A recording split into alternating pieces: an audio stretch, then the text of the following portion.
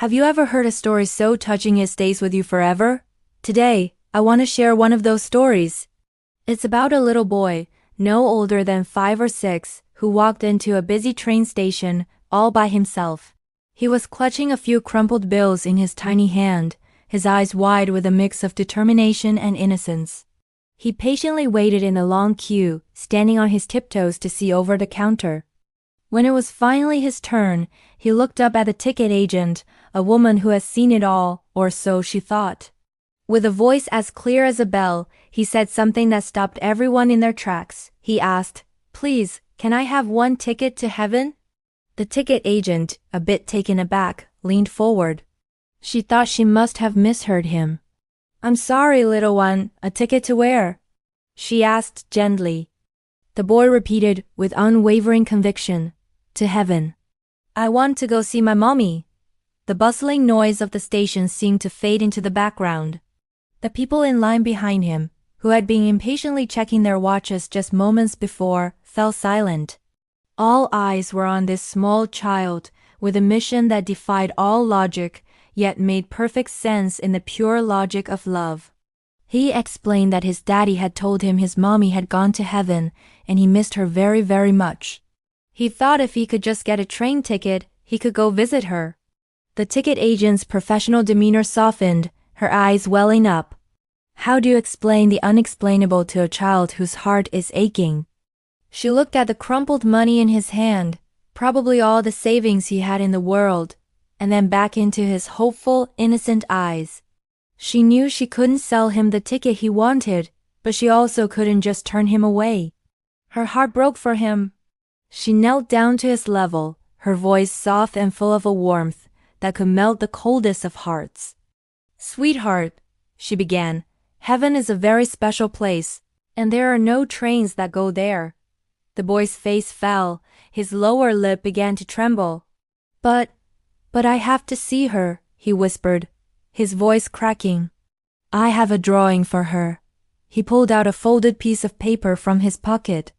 On it was a crayon drawing of 2 stick figures holding hands under a bright yellow sun. One was clearly taller, with long, scribbled hair. The other was a small boy, smiling. Underneath, he had written "Mommy and me" in shaky, backward letters.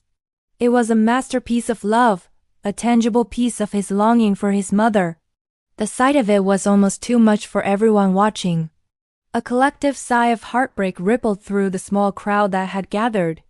The ticket agent took a deep breath, trying to hold back her own tears. She knew this moment was critical.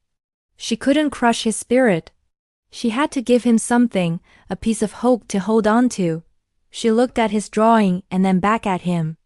"Your mommy would love this so much," she said, her voice thick with emotion. "And you know what? Even though you can't take a train to see her, she can see you. Right now. She's watching over you from heaven, and she is so, so proud of the brave, loving boy you are." The boy looked up, his tear-filled eyes searching hers for the truth. She continued, "Your mommy's love is not in a place you can travel to on a train. It's right here." She gently placed her hand over his heart. "It's inside you, always. Every time you think of her, every time you miss her, that's her, hugging you from heaven. You don't need a ticket for that. You have a lifetime pass." The boy blinked, a single tear rolling down his cheek. He seemed to be processing her words, this new, strange concept of love and presence. He looked down at his drawing, then back at the kind woman in front of him. A small, wobbly smile began to form on his face. The station master, who had been watching from a distance, quietly walked over. He had a kind, grandfatherly face. He knelt beside the ticket agent and said to the boy, "Your mommy sent us a message. She said you are the bravest boy in the world, and she wants you to be happy. And she also said," he paused, pulling a chocolate bar from his pocket, "that you should have this for being so good." The boy's eyes lit up at the sight of the chocolate. He took it, his little hand brushing against the man's. The station master then gently took the boy's hand and said, "Now, how about we call your daddy? I think he might be very worried about his little explorer." The boy nodded, clutching his drawing and his chocolate bar. As the station master led him away to his office, the people in the queue finally started moving again, but something had changed. The air was no longer filled with impatience, but with a quiet sense of reflection. Strangers exchanged knowing, teary-eyed glances. They had all witnessed a moment of pure, unadulterated love. They had been reminded of what truly matters in life.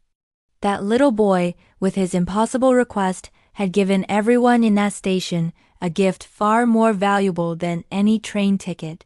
He had given them a moment of profound human connection. This story isn't just about a child's innocence. It's a powerful reminder that love transcends distance, time, and even life itself. It shows us how a small act of kindness from a stranger can make all the difference in a moment of pain.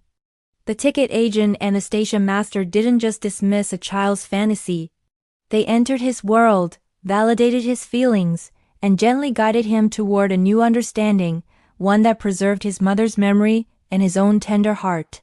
They showed him that his mother's love was a part of him, not a destination he needed to travel to.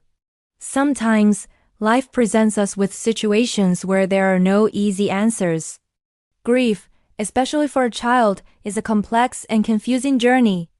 But this story teaches us the importance of meeting people where they are, with compassion and empathy.